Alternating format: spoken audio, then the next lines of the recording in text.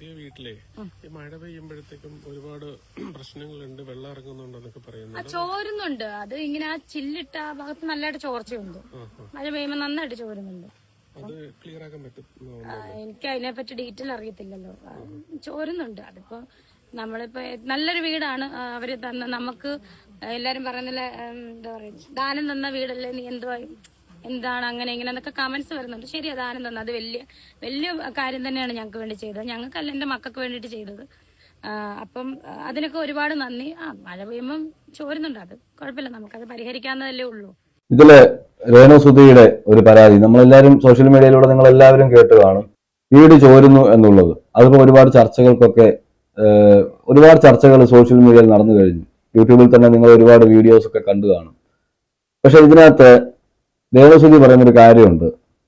അപ്പൊ മഴയല്ലേ, ചോരും, ഉള്ള പ്രതിവിധി നമുക്ക് കാണാം എന്ന് പറയുന്നുണ്ട്.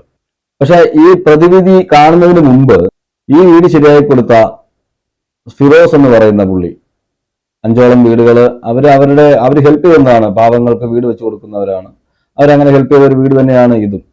അപ്പം അതിനകത്ത് അവരടുത്ത് വിളിച്ച് ഈ കംപ്ലൈന്റ് പറഞ്ഞപ്പോൾ ഞാനത് കേൾപ്പിക്കാം. ആ അഭിമുഖത്തിൽ തന്നെ പുള്ളി തന്നെ, ഈ ഫിറോസ് തന്നെ പറയുന്നുണ്ട്. ഫിറോസിനോട് ചോദിക്കുമ്പോൾ ഫിറോസ് പറയുന്നുണ്ട്, ഞങ്ങളെ വിളിച്ചിങ്ങനെ സംസാരിച്ചപ്പോൾ ഞങ്ങൾ പറഞ്ഞിരുന്നു, നിങ്ങൾക്ക് 2500 രൂപയുടെ 5000 രൂപ അടുത്ത് നിൽക്കത്തുള്ളൂ, നിങ്ങൾ ഒരാളെ വിളിച്ച് ഒരു ഷീറ്റ് ഇട്ട് അത് മെയിൻറ്റെയിൻ ചെയ്താൽ മതി എന്ന് പറഞ്ഞിട്ടുണ്ട്. പക്ഷെ ഇവിടെ ഈ ഫിറോസൊക്കെ ഇന്റർവ്യൂ കൊടുക്കുന്നതിന് മുമ്പുള്ള രേണു പറയുന്നതാണ് നമ്മളിപ്പോൾ കണ്ടത്. രേണു പറഞ്ഞ എന്താണ്, കുഴപ്പമില്ല, വീടൊക്കെ ചോരുന്നുണ്ട്, അതൊന്നും കുഴപ്പമില്ല, നമുക്കത് മാനേജ് ചെയ്യാം, ചോരുന്നുണ്ട്. അത് തീർച്ചയായിട്ടും ചെറിയ ഒരു മരുന്നിട്ടതാണ്. എന്ന് വെച്ചാൽ ഇത് ഇത്രയും വിഷയമാകുമെന്ന് രേണു പോലും വിചാരിച്ചിട്ടില്ല. അപ്പോൾ അങ്ങനെ പറയുമ്പോൾ പിന്നെ രണ്ടാമത് വിളിച്ചിട്ട് വേണമെങ്കിൽ ഫിറോസിനോട് പറയാം, ഫിറോസെ, ഞാൻ ഇത്രേ പറഞ്ഞിട്ടുള്ളൂ, ഇതിൽ കൂടുതൽ ഞാൻ പറഞ്ഞിട്ടില്ല, ഞാനാണെങ്കിൽ ഇതിൽ കൂടുതൽ പറയും എന്ന് വേണമെങ്കിൽ പറഞ്ഞ് അവരെ കൊണ്ട് ചെയ്യിക്കാം എന്നൊരു വിചാരം മനസ്സിലുണ്ടായിരിക്കാം. ഞാനത് രണ്ടും കൂടെ ചേർത്ത് വായിച്ചത് കൊണ്ടാണ് ഞാൻ ഇങ്ങനെ പറയുന്നത്. അപ്പൊ ഇതിനകത്ത് വേറെ സംഭവം, ഇതിങ്ങനെ ഞാൻ കണ്ടുകൊണ്ടിരുന്നപ്പോഴാണ് വേറൊരു കാര്യം കൂടെ ഞാൻ കണ്ടത്. രേണു പോകുന്നത് ക്രിമിനൽ പശ്ചാത്തലത്തിലേക്ക്. ഞാൻ വെല്ലുവിളിക്കുന്നു, തുറന്നടിച്ച നടൻ ഏഞ്ചൽ മോഹൻ. സത്യമായിട്ടും ഞാനത് ഇങ്ങനെ സ്ക്രോൾ ചെയ്ത് നമ്മൾ ഈ സോഷ്യൽ മീഡിയ ഒക്കെ വീഡിയോ നോക്കുമ്പോൾ ഞാൻ സ്ക്രോൾ ചെയ്ത് പോയപ്പോൾ കണ്ടതാണ്. ഇത് കുറച്ച് മുന്നേ ഉള്ളതാണ്. പക്ഷെ ഈ ഏഞ്ചൽ മോഹൻ പറഞ്ഞിരിക്കുന്നത് കൃത്യമായ കാര്യമാണ്. ഇപ്പോഴത്തെ പോക്ക് വലിയൊരു അപകടത്തിലേക്കാണ്. നമുക്കറിയാം, രേണുവിന്റെ വീഡിയോസ് ഒക്കെ നമ്മൾ കാണുമ്പോൾ രേണുവിന്റെ കൂടെ എല്ലാവരെയും അല്ല പറയുന്നത് കേട്ടോ, രേണുവിന്റെ കൂടെയുള്ള എല്ലാവരെയും അല്ല, കുറച്ചു പേർ അവരുടെ ഈ രേണുവിന്റെ ഈ ഫെയിമിനെ വെച്ച് അവർ ക്യാഷ് സമ്പാദിക്കുന്നുണ്ട്. അവര് ഒരു കോമാളികളാണ്. നമ്മൾ കോമാളി തന്നെ പറയേണ്ടി വരും. ആ കോമാളികളുടെ കൂടെ ചേർന്ന് ഒരു കോമാളിയായി മാറാനുള്ള ശ്രമത്തിലാണ്. ഇനിയും രേണു ഇതുപോലെ തന്നെയാണ് മുന്നോട്ട് പോകുന്നത് എങ്കിൽ ഇതൊരു ഭയങ്കര അപകടത്തിലേക്ക് തന്നെയായിരിക്കും പോകുന്നത്. ഞാൻ ഈ വീഡിയോ ചെയ്യാനല്ല, ഇത് പറഞ്ഞുള്ള വീഡിയോ ചെയ്യാനല്ല ഞാൻ വന്നത്, വേറൊരു വീഡിയോ ആണ് ഞാൻ ചെയ്യാൻ ഉദ്ദേശിച്ചത്. ഇത് കണ്ടപ്പോൾ ഞാൻ അത് പറഞ്ഞതേ ഉള്ളൂ. മറ്റൊരു കാര്യം, ഈ വീട് പണിഞ്ഞു കൊടുത്ത ഫിറോസ് കുറെ കാര്യങ്ങൾ റിവീൽ ചെയ്തിട്ടുണ്ട്. അവരുടെ വീട്ടിലുള്ള കുറെ കാര്യങ്ങൾ, അല്ലെങ്കിൽ ആ വീട് വെച്ചതിനെ കുറിച്ചും അതിനുശേഷം നടന്ന കാര്യങ്ങളെ കുറിച്ച് ഈ കിച്ചുവിനെ ബന്ധപ്പെട്ട് സംസാരിച്ചു എന്ന് പറയുന്നുണ്ട് ഈ ഫിറോസ്. അപ്പം ഞാനിത് നിങ്ങൾ വീഡിയോ കാണുമ്പോൾ നിങ്ങൾ ഇത് കൂട്ടി വായിച്ചാൽ നിങ്ങൾക്ക് മനസ്സിലാവും. എന്ന് വെച്ചാൽ ആ വീട്ടിൽ എന്തൊക്കെയാണ് നടക്കുന്നതെന്ന് കുറെ കാര്യങ്ങൾ ഈ ഫിറോസിന് അറിയാം. പക്ഷെ ഫിറോസ് അത് മൊത്തമായിട്ട് പറഞ്ഞില്ല. നമുക്കിത് വായിച്ചെടുക്കാൻ പറ്റുന്നേ ഉള്ളൂ. അവിടെ എത്ര പേര് താമസമുണ്ട്, അതെങ്ങനെയാണ് അവിടെ ഇത്ര താമസമായത്, അപ്പൊ ഇവരോട് എന്തൊക്കെയാണ് സംസാരിച്ചിരിക്കുന്നത്, ഇതിനു മുമ്പും വീട് പണിഞ്ഞു കൊടുത്ത സമയത്തും വീട് പണിഞ്ഞതിന് ശേഷവും എന്തൊക്കെയാണ് പറഞ്ഞിരിക്കുന്നതെന്നെല്ലാം ഇതിനകത്ത് പറയുന്നുണ്ട്. എന്തായാലും ഫിറോസ് ഒരുപാട് പേർക്ക് വീട് വെച്ച് കൊടുക്കുന്ന ആളാണ്. ഈ രേണു കാരണം ഒരുപാട് പേരുടെ കഞ്ഞി പാറ്റായിട്ടെന്ന് പറഞ്ഞാൽ മതി ഇനിയുള്ള. അവർ കുറെ പേർക്ക് ഇങ്ങനെ എല്ലാ വർഷവും വീട് വെച്ച് കൊടുക്കുന്നുണ്ട്. അപ്പൊ എല്ലാവരും അവർ പറഞ്ഞ 4 പേർ, ഞങ്ങൾ ഇതിനു മുമ്പ് 4 പേർക്ക് വീട് വെച്ച് കൊടുത്തിട്ടുണ്ട്. അവരെല്ലാം ഞങ്ങളോട് നല്ല രീതിയിലാണ് ഞങ്ങളോട് സഹകരിച്ചത്. പക്ഷെ ഇത് മാത്രമാണ് ഞങ്ങൾ അത്രയും എഫേർട്ട് എടുത്ത് പണിഞ്ഞ, അത്രയും മനോഹരമാക്കി കൊടുത്ത ഈ വീട് പണിഞ്ഞു കൊടുത്ത അവരിൽ നിന്ന് ഇത്രയും പ്രതീക്ഷിച്ചില്ല എന്ന് പറയുന്നുണ്ട്. എന്തായാലും നമുക്ക് ഫിറോസിന്റെ വാക്കുകൾ കേൾക്കാം. ഞങ്ങൾ ഇപ്പോൾ കേരളത്തിൽ മാത്രമല്ല, ബാംഗ്ലൂരും ചെന്നൈയിലും ഇവിടെ എല്ലാം ഞങ്ങൾ പ്രൊജക്ട് ചെയ്യുന്ന ആൾക്കാരാണ്. അതും വലിയ ഹൈ ലക്ഷറി വീടുകൾ ചെയ്യുന്ന ആൾക്കാരാണ് നമ്മളൊരു ഇതെന്ന് പറഞ്ഞു കഴിഞ്ഞാൽ തന്നെ ഏറ്റവും നല്ല ക്വാളിറ്റിയിൽ ഏറ്റവും നല്ല രീതിയിൽ ചെയ്തു കൊടുക്കുക എന്നുള്ളതാണ്. നമ്മൾ സ്ട്രക്ചറിന് ലൈഫ് ലോങ് വാറന്റിയാണ് നമ്മൾ ചെയ്യുന്ന വീടുകൾക്ക് നമ്മൾ കൊടുക്കുന്നത്. ബാക്കി MEPക്കൊക്കെ സർവീസ് വാറന്റി നമ്മൾ 3 years കൊടുക്കുന്നുണ്ട്. അതേപോലെ തന്നെയാണ് നമ്മൾ സുധിയുടെ വീടും ചെയ്തത്. അല്ലാതെ ഒരു ചാരിറ്റി ചെയ്യുക എന്നുള്ള രീതിയിൽ പൊതുവെ ചാരിറ്റിക്കാർ കൊടുക്കുന്ന ഒരു ടൈപ്പ് വീടൊന്നുമല്ല ഞങ്ങളവിടെ ചെയ്തിട്ടുള്ളത്. വളരെ മനോഹരമായിട്ടുള്ള വളരെ ക്വാളിറ്റി ഒരു വീട് തന്നെ ചെയ്തു കൊടുത്തിട്ടുള്ളത്. അതും ഫർണിച്ചറും അതേപോലെ തന്നെ കോമ്പൗണ്ട് വാളും അതേപോലെ ലാൻഡ്സ്കേപ്പിങ്ങും ചെറുതായിട്ട് മുറ്റത്ത് ലാൻഡ്സ്കേപ്പിംഗ് എല്ലാം ചെയ്തിട്ടാണ് നമ്മൾ ചെയ്തു കൊടുത്തുള്ളത്. ശരിക്കും നമ്മുടെ ഒരു ക്രെഡിബിലിറ്റിനെ അല്ലെങ്കിൽ നമ്മുടെ പ്രൊഫഷനെ ചോദ്യം ചെയ്യുന്നതാണത്. നമ്മൾ ഒരാൾക്കൊരു സഹായം ചെയ്തു കൊടുത്തു കഴിഞ്ഞാൽ നമ്മൾ മറക്കണം എന്നാണ് പൊതുവെ പറയുക. ഞങ്ങൾ 5ാമത്തെ വീടാണ് ചെയ്യുന്നത്. ഈ 5 വീട്ടുകാരായിട്ട് ഞങ്ങൾ ഹൗസ് വാമിങ് കഴിഞ്ഞിട്ട് പിന്നെ ഒരു കോൺടാക്ട്സ് അല്ലെങ്കിൽ ആ വീട്ടിലേക്ക് പോവുക ചെയ്തിട്ടില്ല. പക്ഷേ ഈ 4 വീട്ടുകാരും ഞങ്ങൾ ഇടയ്ക്ക് വിളിക്കാറും സംസാരിക്കാറൊക്കെ ഉണ്ട്. അവരൊന്നും ഞങ്ങൾ ഇതുവരെ അടുത്ത് ഒരു നെഗറ്റീവായിട്ടൊന്നും പറഞ്ഞില്ല. അപ്പോൾ അവരെപ്പോഴും സന്തോഷം തന്നെയാണ് ഞങ്ങളുടെ അടുത്ത് പ്രകടിപ്പിക്കാറ്. അപ്പോൾ ഇത് 5ാമത്തെ വീട് ഞങ്ങൾ അതിമനോഹരമായി ചെയ്തു കൊടുത്തൊരു വീട്, നല്ലൊരു വീട് ചെയ്തു കൊടുത്തിട്ട് നെഗറ്റീവായിട്ടൊരു പബ്ലിസിറ്റി ഞങ്ങൾക്ക് സോഷ്യൽ മീഡിയ വഴി കിട്ടിയപ്പോൾ ഞങ്ങൾക്ക് ഭയങ്കരമായിട്ട് അത് ഉറപ്പായിട്ടും ആർക്കാണെങ്കിലും അത് ഹർട്ട് ചെയ്യും. എന്ന് വെച്ചാൽ ഇതിനകത്ത് ഫിറോസ് എടുത്തൊരു കാര്യം പറയുന്നുണ്ട്, ചാരിറ്റി ചെയ്യുന്ന വീട് പോലെ അല്ല ഞങ്ങളത് ചെയ്തതെന്ന്. നമുക്ക് ആ വീട് കാണുമ്പോൾ തന്നെ മനസ്സിലാവും.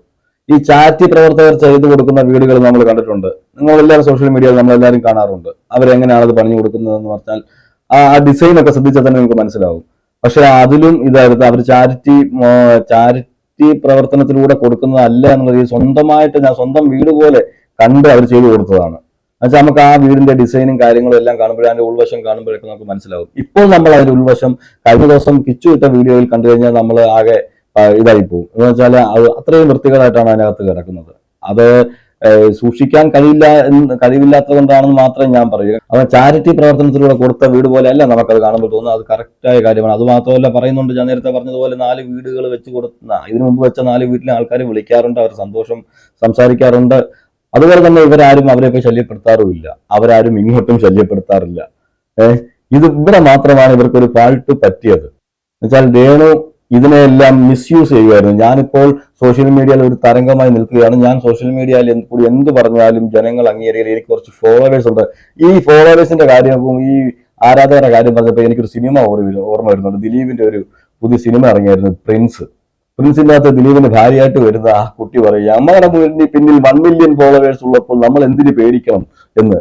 ആ ഒരു ക്യാരക്ടറാണ് എനിക്ക്, ആ ഒരു സീനിന്റെ ക്യാരക്ടറാണ് എനിക്ക് ഇപ്പൊ രേണുവിൽ എനിക്ക് കാണാൻ കഴിയുന്നത്. മറ്റൊന്നുമല്ല, എന്തോ എനിക്ക് എന്നെ സ്നേഹിക്കുന്ന എന്റെ കുറെ ആൾക്കാരുണ്ട്, അവരുള്ളപ്പോൾ എനിക്കത് പേടിക്കാനുള്ള രീതിയിലൊക്കെ പല അഭിമുഖങ്ങളിലും സംസാരിച്ചിട്ടുണ്ട്. ടൈൽ വർക്ക് ചെയ്ത ആൾക്കാരൊക്കെ വളരെ സങ്കടകരമായിട്ടാണ് സംസാരിച്ചത്. അവരെൻ്റെ അടുത്ത് പറഞ്ഞ ചെലിക്ക, ഞങ്ങളവിടെ ലാസ്റ്റ് ഫിനിഷിംഗ് വർക്ക് നടക്കുന്ന സമയത്ത്, ടൈൽ ടച്ചിങ് ഒക്കെ നടക്കുന്ന സമയത്ത് രേണു വന്നിട്ട് പറയുന്നുണ്ടായിരുന്നു, ഉമ്മർത്ത് ചവിട്ടിയില്ല, ബാക്കിൽ ചവിട്ടിയില്ല, നിങ്ങളെന്താ ചവിട്ടിയൊന്നും കൊണ്ടുവന്ന് തരില്ല എന്നൊക്കെ ഞങ്ങളുടെ അടുത്ത് ചോദിക്കുന്നുണ്ടായിരുന്നു പറയും. അന്ന് തന്നെ ഞങ്ങൾ പ്രതീക്ഷിച്ചിരുന്നു ഇവരെ അടുത്ത് ഇതാ കിട്ടുക. ഇപ്പോഴാണ് പിള്ളേരൊക്കെ എൻ്റെ അടുത്ത് പറയുന്നത്.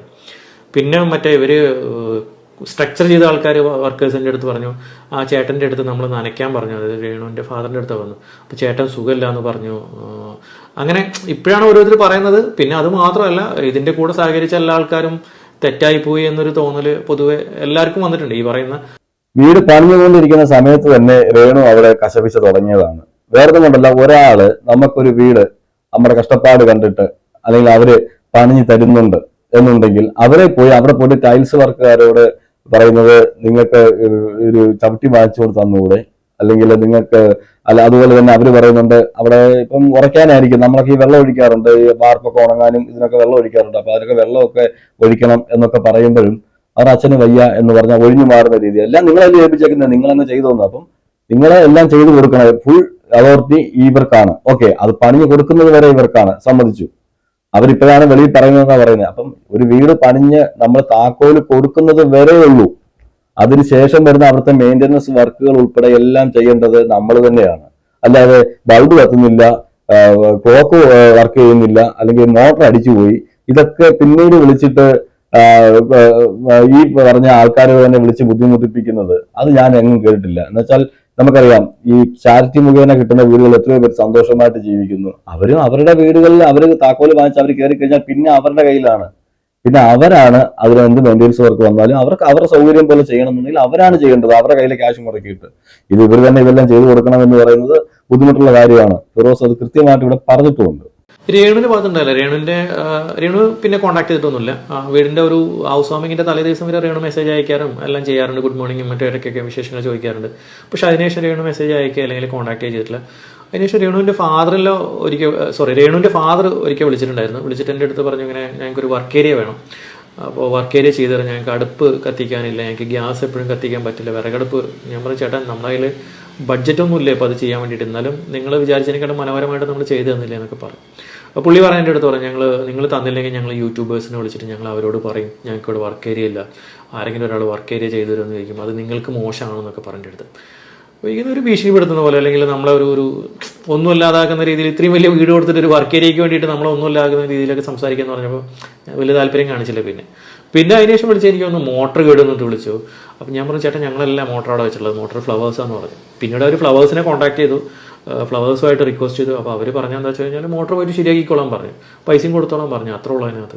വർക്ക് ഏരിയയ്ക്ക് വേണ്ടിയിട്ട് ഈ രേണുവിന്റെ ഫാദർ ഈ ഫിറോസിനെ വിളിച്ചിരുന്നെന്നാണ് പറയുന്നത്. നിങ്ങൾ അത് പണിഞ്ഞു തരണം എന്നുള്ള ഉദ്ദേശത്തോടു കൂടിയാണ് പറഞ്ഞത്.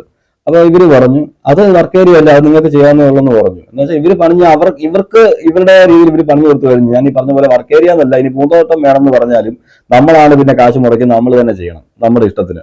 പക്ഷെ നമ്മൾ താക്കോൽ ഞാൻ പറഞ്ഞ പോലെ ഇവർ താക്കോൽ കയ്യിൽ കൊടുത്തത് വരെ ഉള്ളൂ, ഇവരുടെ കാര്യം കഴിഞ്ഞു. പക്ഷേ അതിനുശേഷം ഇവർ പറഞ്ഞൊരു ഡയലോഗുണ്ട്, ഈ രേണുവിന്റെ ഫാദർ പറഞ്ഞൊരു ഡയലോഗുണ്ട്, ഞാൻ യൂട്യൂബുകാരെയും സോഷ്യൽ മീഡിയ ഉള്ളവരെയും വിളിച്ചിട്ട് ഞാനാണെങ്കിൽ അവരോട് പറയും വർക്ക് ചെയ്തു തരാൻ, ഞങ്ങൾക്ക് വർക്ക് ഏരിയ ഇല്ല, അത് പണിഞ്ഞു തരണം എന്ന് പറയും. അവർ പണിഞ്ഞു തരും. അപ്പൊ അവർ ഉദ്ദേശിക്കുന്നത് അവരെടുത്ത് വീഡിയോ ഇടും. അപ്പോഴത്തേക്ക് ഇവർക്കാണല്ലോ ഇൻസൾട്ടിങ് ഉണ്ടാവുന്നത്. അവർ വീട് പണിഞ്ഞു കൊടുത്തിട്ട് വർക്ക് ഏരിയ വന്നില്ലെന്ന് പറഞ്ഞിട്ട്, വർക്ക് ഏരിയ ചെയ്തു തന്നില്ല എന്ന് പറയുമ്പോഴത്തേക്ക് ആ ചെയ്തു കൊടുക്കുന്ന യൂട്യൂബേഴ്സ് ഇപ്പൊ ഇതൊന്നും അറിയാതിരുന്ന സമയത്തായിരുന്നെങ്കിൽ ഉറപ്പായിട്ടും ആ യൂട്യൂബേഴ്സിനകത്ത് ആരെങ്കിലും കണ്ടിട്ട് ആ രേണു പറയുകയാണ് ഞങ്ങൾക്ക് വർക്ക് ഏരിയ ഇല്ല, അവർ ചെയ്തപ്പോൾ ഞങ്ങൾക്ക് ചെയ്യുന്നില്ല, ഞങ്ങൾ വിളിച്ചപ്പോൾ അത് ചെയ്തു തരത്തില്ല എന്ന് പറഞ്ഞു, നിങ്ങൾ ചെയ്തു തരണം എന്ന് പറഞ്ഞ് അവർ വന്ന് ചെയ്യുവാണെങ്കിൽ തീർച്ചയായിട്ടും അവർ ആ വീഡിയോ എടുത്ത് സോഷ്യൽ മീഡിയയിൽ ഇടും. അങ്ങനെ വരുമ്പോൾ നെഗറ്റീവ് വരുന്ന ആ വീഡിയോ ചെയ്യുന്ന ആളായിക്കോട്ടെ ആരായിക്കോട്ടെ, അവർ അത് പോസ്റ്റ് ചെയ്യുമ്പോൾ തീർച്ചയായിട്ടും ഈ പറയുന്ന ആൾക്കാർ തന്നെ തിരിച്ചു പറയും, ഈ വീട് കൊടുത്ത ആൾക്കാർ അത് ചെയ്താത്തിരുന്നത് മോശമായി പോയെന്ന് പറയും. അത് തന്നെയാണ് അവരുടെ ഫാദർ ഉദ്ദേശിച്ചത്. മനസ്സിലായില്ലേ? അപ്പം അവരെ ഭീഷണിപ്പെടുത്തുക. അപ്പൊ ഞാൻ അവരാണെന്ന് പറഞ്ഞ നേരത്തെ പ്രിൻസ് എന്ന സിനിമയില് ഒരു കഥാപാത്രം ഉണ്ടല്ലോ, ഈ 1 മില്യൺ ഫോളോവേഴ്സ് നമ്മുടെ പുറകിലുള്ളപ്പോൾ നമ്മൾ എന്തിനു പേടിക്കണം എന്ന് പറഞ്ഞ പോലെ, നമുക്ക് കുറച്ച് സമൂഹത്തിന് മുന്നിൽ കുറച്ച് ആരാധകരുണ്ടായി, അല്ലെങ്കിൽ അവരെ സപ്പോർട്ട് ചെയ്യുന്ന കുറെ ആൾക്കാരുണ്ടായെന്നിരിക്കട്ടെ, അതിനെ യൂട്ടിലൈസ് ചെയ്യുക, അത് വെച്ച് കളിക്കുക. നമ്മൾ പറഞ്ഞു കേട്ടിട്ടില്ലേ, ചില ആരാധകരുണ്ടല്ലോ, അങ്ങനെയാണല്ലോ. നമ്മളിപ്പോ മമ്മൂട്ടിയാലും മോഹൻലാലിനാലും ആരാധിക്കുന്നവരൊക്കെ ഉണ്ട്. പല സിനിമാക്കാരെയും പല സോഷ്യൽ മീഡിയയിലെ പല ഇൻഫ്ലുവൻസേഴ്സിനെയും എല്ലാവരെയും ഇതുപോലുള്ള ഇതുപോലുള്ള ഇങ്ങനെ കാണിക്കുന്നവരെല്ലാം ഇപ്പൊ ആറാട്ടണ്ണന് വരെ ആരാധകരുണ്ട്. ചുരുക്കം പറഞ്ഞ അലൻ ജോസ് പരവരയ്ക്കും ഉണ്ട്. കോമളിത്തരം കാണിച്ചു കിടക്കുന്ന അവർക്കുള്ളപ്പോൾ അപ്പം അവരെ സപ്പോർട്ട് ചെയ്യുന്നവരുണ്ട്. അപ്പൊ അങ്ങനെ സപ്പോർട്ട് ചെയ്യുന്ന ആൾക്കാർ പിന്നെ അതിന്റെ പുറകിൽ വന്നിട്ട് അവര് അറ്റാക്ക് ചെയ്യും സോഷ്യൽ മീഡിയയിൽ. അത് അറ്റാക്ക് ചെയ്യുമ്പോൾ കൂടുതലും ഇവരാണ് ബാധിക്കുക. ഇപ്പൊ ഇത് തുറന്ന് പറഞ്ഞത് കൊണ്ടാണ് ഇത് എല്ലാവർക്കും മനസ്സിലാവുന്നത്. പക്ഷെ അതിന് മുമ്പായിരുന്നു ഇതെങ്കിൽ തീർച്ചയായിട്ടും ഇവർ ഒരു പ്രതികൂട്ടിൽ നിന്നേനെ. അത് ചുരുക്കം പറഞ്ഞാൽ അത് യൂട്ടിലൈസ് ചെയ്യുന്നു. എന്ത് നമ്മളുടെ സപ്പോർട്ട് ചെയ്യുന്ന ആൾക്കാരെ വെച്ച് അവർ മൈൻഡ് ഗെയിം. മനസ്സിലായില്ലേ? ബിഗ് ബോസിൽ പോകുന്നതിന് മുമ്പ് രേണു കളിക്കുന്ന മൈൻഡ് ഗെയിം.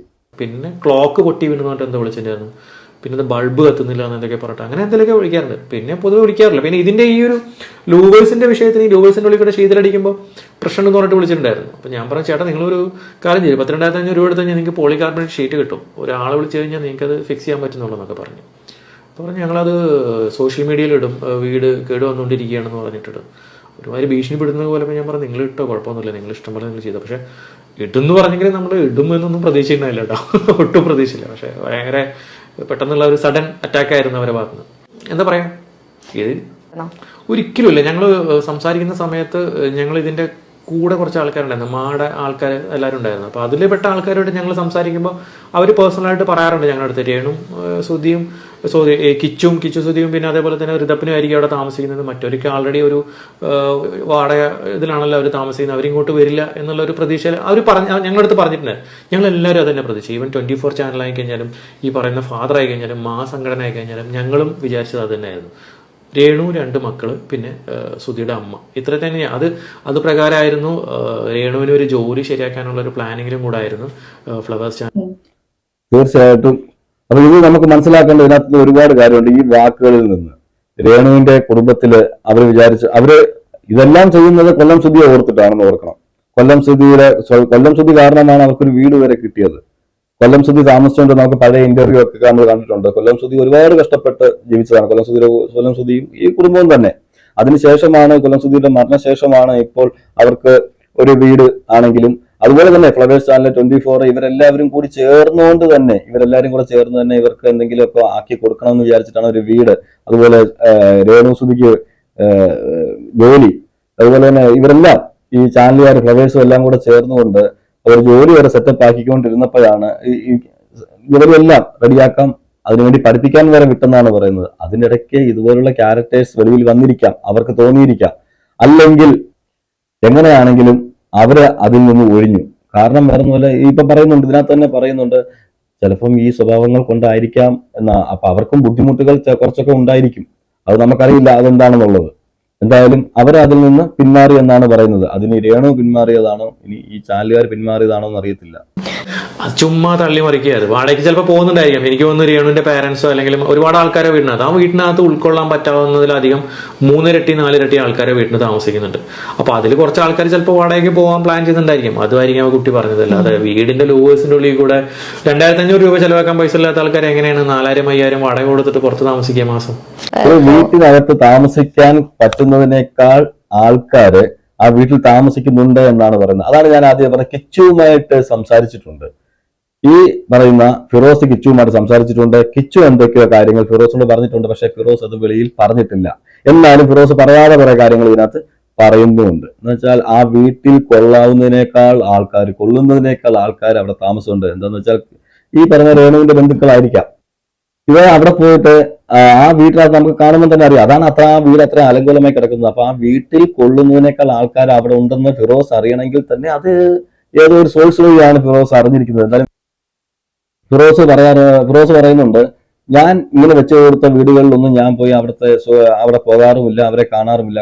കാരണം വേറൊന്നും കൊണ്ടല്ല, അവർ ഫോണിൽ വിളിക്കാറുണ്ട്, സംസാരിക്കാറുണ്ട്, സന്തോഷം പങ്കിടാറുണ്ട് എന്നുള്ളതല്ലാതെ അവരുടെ വീടുകളൊന്നും പോകാറില്ല. കാരണം വേറൊന്നുമില്ല, അവർക്ക് നമ്മളെ കാണുമ്പോൾ റെസ്പെക്ട് കൂടുതലാണ്, അല്ലെങ്കിൽ നമ്മൾ കൊടുത്ത വീടാണല്ലോ എന്നൊക്കെ അവർക്ക് തോന്നുന്നു. അത് വേണ്ട എന്നുള്ള ഒരു തോന്നൽ വേണ്ട അവർക്ക്. അവരുടെ സ്വന്തം വീടാണ്, നമ്മൾ വെച്ചു കൊടുത്തു, നമ്മുടെ കടമ കഴിഞ്ഞു എന്ന് വിചാരിച്ചുകൊണ്ടാണ് ഞാൻ പോകാത്തത്. അപ്പൊ തീർച്ചയായിട്ടും അവിടെ എത്ര പേര് അവരുടെ വീട്ടിൽ താമസം ഉണ്ടെന്ന് ഒന്നുകിൽ അടുത്തുള്ള ആൾക്കാർ പറഞ്ഞിരിക്കണം, അല്ലെങ്കിൽ ഇത് വേറെ സോഴ്സ് വഴി, ഞാൻ പറയണ്ടല്ലോ ആ സോഴ്സ് എന്താണെന്ന്, ഞാൻ നേരത്തെ പറഞ്ഞ പോലെ ആ സോഴ്സ് വഴി ആയിരിക്കാം ഫിറോസ അറിഞ്ഞിട്ടുള്ളത്. എന്നാലും ഫിറോസ കറക്റ്റായിട്ട് പറയുന്നുണ്ട്, അവിടെ ആ വീട്ടിൽ കൊള്ളുന്നതിനേക്കാൾ ആൾക്കാർ അതിനകത്തുണ്ട്. രേണുവിന് അതിനകത്ത് ആ വീട്ടിനകത്ത് ഒരു അവകാശമില്ല. രേണുവിന് ഒരു അവകാശമില്ല. ഇത് സത്യം പറഞ്ഞു കഴിഞ്ഞാൽ ഇങ്ങനെ ഒരു കാര്യങ്ങളൊക്കെ ഈ ആധാരം എഴുതിയതും അല്ലെങ്കിൽ അതിന്റെ വീട് പിള്ളേരെ പേരിൽ ആധാരം എഴുതിയതൊക്കെ അവരൊക്കെ ഇത് ഫ്ലവേഴ്സും അതുപോലെ മാസംഘടനയുള്ള ആൾക്കാർ പ്ലാൻ ചെയ്തിട്ടാണ് അത് എഴുതിയത്. എനിക്ക് തോന്നുന്നത് അവരൊക്കെ കണ്ടിട്ടുള്ള സംഭവങ്ങളാണ്. ഇതൊക്കെ എങ്ങനെ സംഭവിക്കുമെന്നും ഇങ്ങനെയൊക്കെ ഉണ്ടാവുമെന്നും എല്ലാം അറിഞ്ഞുകൊണ്ട് തന്നെയാണ് ആ കുട്ടിയുടെ പേരിൽ ആ സ്ഥലം എഴുതി വെച്ചതെന്ന് എനിക്ക് മനസ്സിലായത് ഇപ്പോൾ ഈ സിറ്റുവേഷൻ. അന്ന് ഞാൻ ചോദിച്ചിരുന്നു, രേണുവിന്റെ പേരിലും കൂടെ നമുക്ക് എഴുതിക്കൂടെ എന്ന് ചോദിച്ചിരുന്നു. അത് വേണ്ട, അത് പിള്ളേരുടെ പേരിൽ എഴുതിയാൽ മതി എന്ന് വളരെ കാഷ്വലായിട്ട് അവർ എൻ്റെ അടുത്ത് പറഞ്ഞു. നമ്മളത് അക്സെപ്റ്റ് ചെയ്യുകയും ചെയ്തു. പക്ഷെ എനിക്ക് തോന്നുന്നു ഇതിന്റെ പിന്നിലൊക്കെ അവർ അന്നേ ഇത് മുൻകൂട്ടി കണ്ടിട്ടുണ്ടായിരിക്കാം ഈ കാര്യങ്ങളൊക്കെ. അപ്പൊ അതൊരു നല്ല കാര്യമാണ് അവർ ചെയ്തത്. എന്താ വെച്ചാൽ ഇവർ ഒരുപാട് അങ്ങനെ കണ്ടിട്ടുള്ളത് കൊണ്ടും ഫ്ലവേഴ്സും ഈ 24 ഈ ചാനലായിക്കോട്ടെ എല്ലാവരും ഇങ്ങനെയുള്ള വീടുകളൊക്കെ വെച്ച് കൊടുക്കാറുമുണ്ട്, അങ്ങനെ എഗ്രിമെന്റ് എഴുതാറുമുണ്ട്. അവർക്ക് ഒരുപാട് കണ്ടത് കൊണ്ടാണ് അവർ പറഞ്ഞത് ഫിറോസിനോട് അത് വേണ്ട, രേണുവിന്റെ പേരിൽ വേണ്ട, മക്കളുടെ പേരിൽ തന്നെ മതി എന്നുള്ളത്.